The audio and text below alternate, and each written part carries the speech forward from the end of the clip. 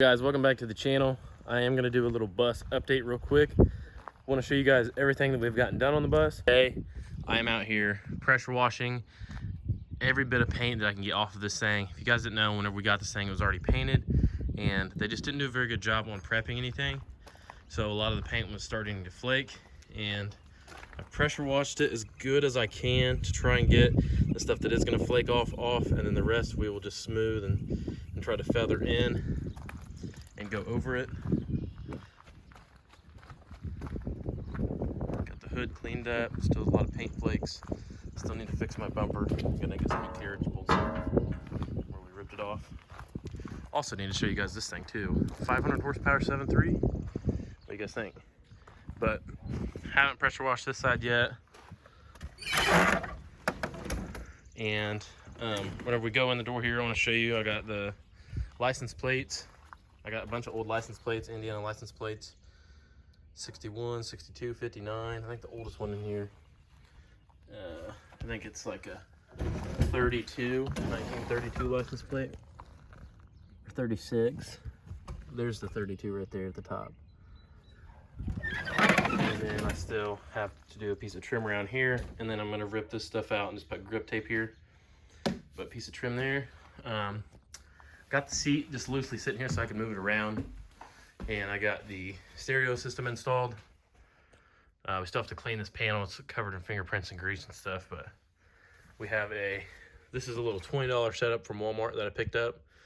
It was 20 bucks, and it came with these 4 speakers, and it has Apple CarPlay. So while I'm sitting here driving, if I need GPS, I can just look right there and have my GPS within arm's reach. Nice radio system. It does sound pretty good. Obviously, I can't play that for you guys because of copyright reasons. And so moving farther back in the bus, you can see we've painted the window trim black, and then the bottom below the window is like a beige almond color. All right, guys. But with that being said, I want to move farther to the back of the bus. So try not to show you everything. Try to just move slowly so you can see we have obviously our outlets are mounted. We have one at the front there, one here, one by the driver, and one right here. And we have these IKEA cabinets. I still haven't put handles on them yet, but I was able to pick these up online and assemble them in here, which did kind of suck. But, you know, there's really no way that you would have got a cabinet this size inside of a school bus. So I just kind of had to build them.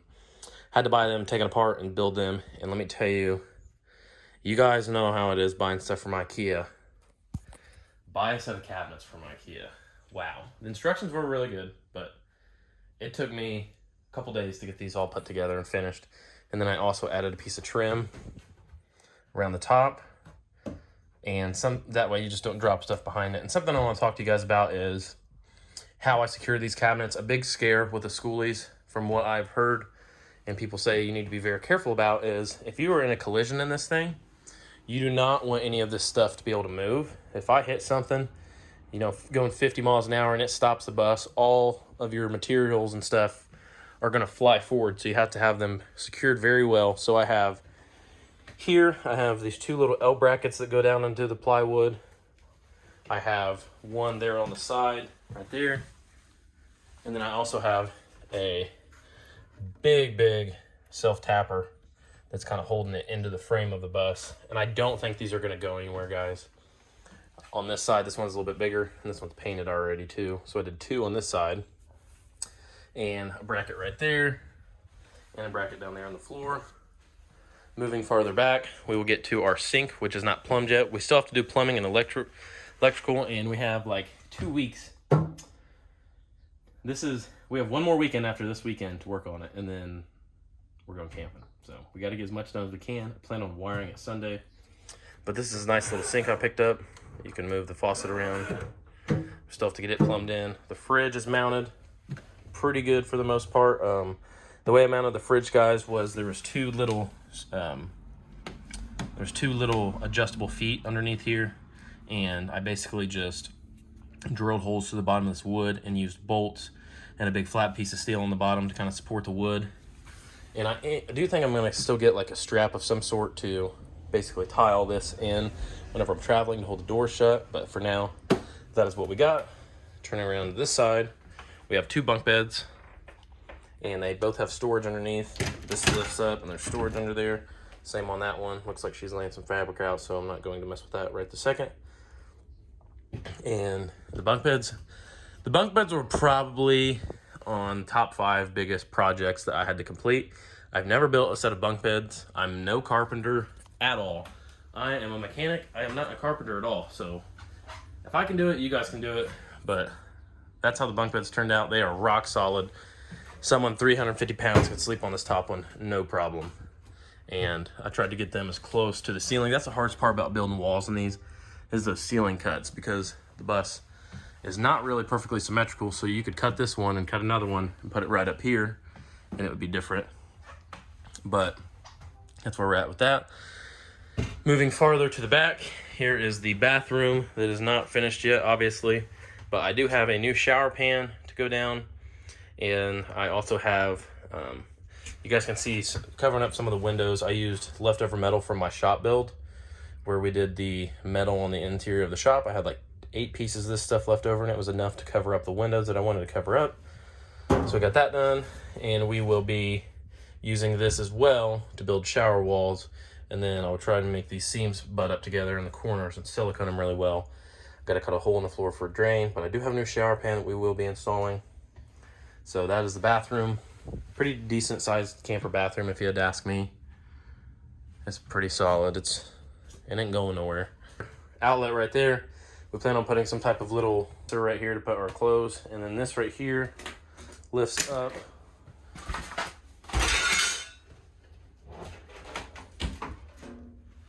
And we have a ton of water that's going in where I was pressure washing the bus. But we have our hot water heater mounted, and our freshwater tank is not mounted yet because, to start with, I'm not going to hook the freshwater tank up. I'm just going to make it a city water hookup. Alright, so here's our air conditioner. This does work great.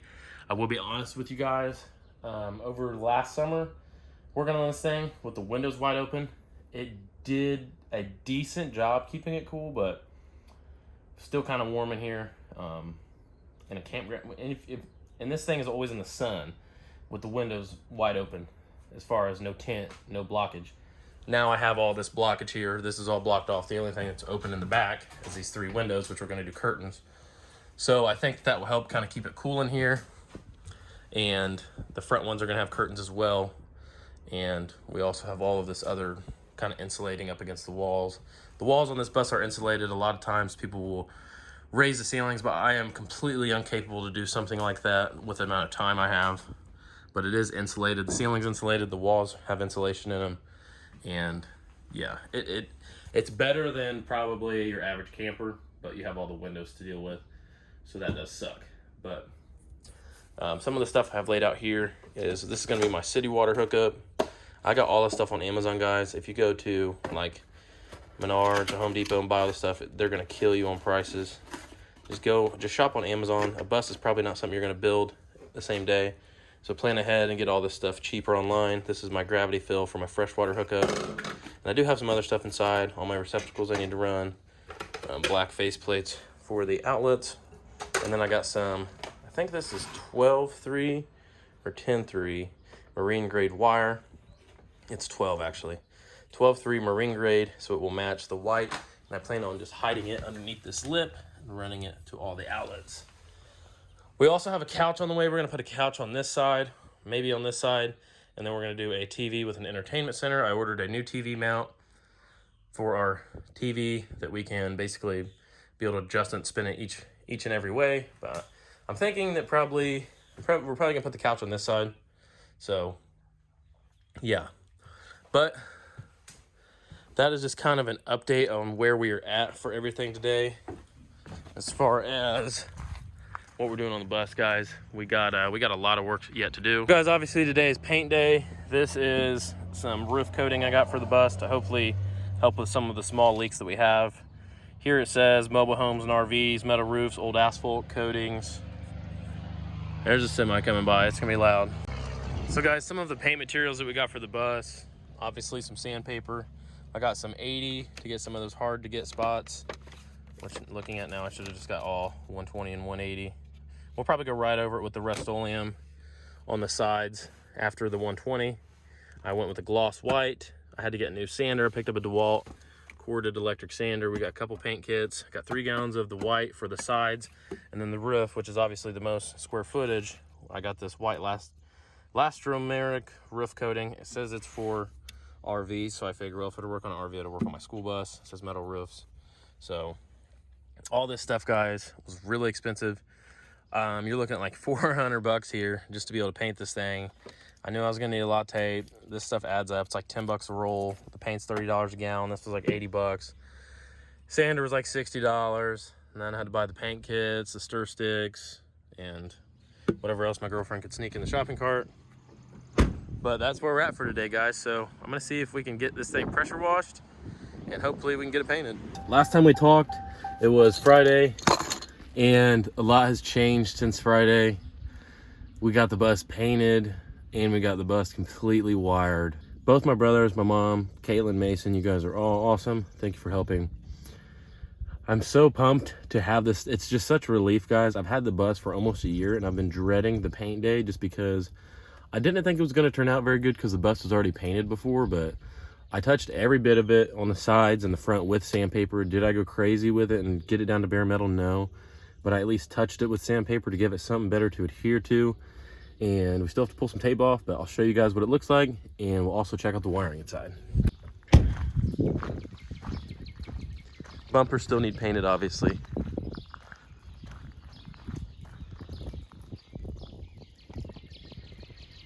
But here she is. I just painted over the badges in the front there. A lot of the stuff I just painted. Stuff to finish up some stuff in the back, but the bumpers, like I said, need redone. Overspray on the tires, and a lot of the windows have overspray, but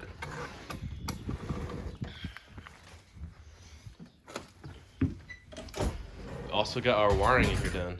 As you can see, there's a lot of trimmings from leftover stuff, but wiring is all wrapped up. I just used some marine grade white, and I used black zip ties, but I plan to switch over to like a clear zip tie, so that way it's not so noticeable that that's how we kind of did the wiring. So we've got an outlet there, one there behind the broom. We hid one up in here. Microwave's plugged into it right now, but it will also be so whoever's sleeping on the bunk can charge their phone. Then we also did one back there for the fridge to plug in. Did one there and one there. And here's how we have the electrical box mounted. Still some extra wire and stuff back there, but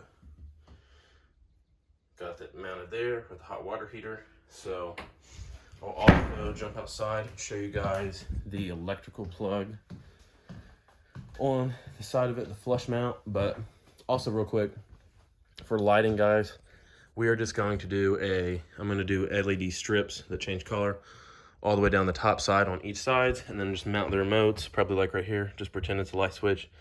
Be able to turn it on and off. It'll plug in right there. Same goes for this side. Those will be our lights. And then for the factory light holes for the 12-volt system, which we are no longer using, Caitlin went through and got some of this peel and stick,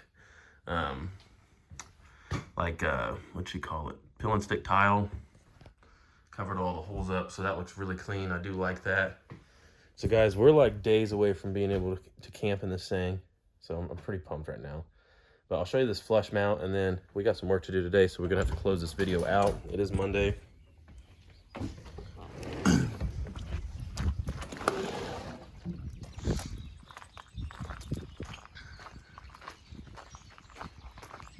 I did a roof coating on the top, just regular Rust-Oleum on the sides. We're gonna put those lens covers back on, but guys, check out that flush mount. I did do quite a bit of extra silicone just because I was paranoid about leaking, but very clean. And then we'll have the 2 city water and gravity hookups. And then I gotta mount these freaking tanks. Gosh, I'm dreading that. But that is the next big project. The campsite we're going to in 2 weeks, we don't need running water. We'll have a bathroom, running water on site. So It's not really needed, but we do definitely want to get this thing where we can remote camp, so I can plug the generator in and we'll be able to go wherever we want with this thing and not need to rely on any power. But for now, we're gonna hop in the truck, guys. Got to get this truck. Got to go pick up a truck today that's probably gonna need a motor. All right, guys, you're gonna have to come back if you want to see what's going on with this truck, but got my truck hooked up to the gooseneck. We just picked up this 05 Dodge, and it does not sound very good, guys. So if you guys enjoyed the content on the school bus, I'll definitely be posting more on that. But if you're just stopping by the channel, we do tons of diesel content. Make sure you guys like and subscribe. If you want to support the channel, you can do that on the Patreon below. I'll leave a link to that. And we also have a website, dirtydiamonddiesel.com. But for now, see you guys on the next one.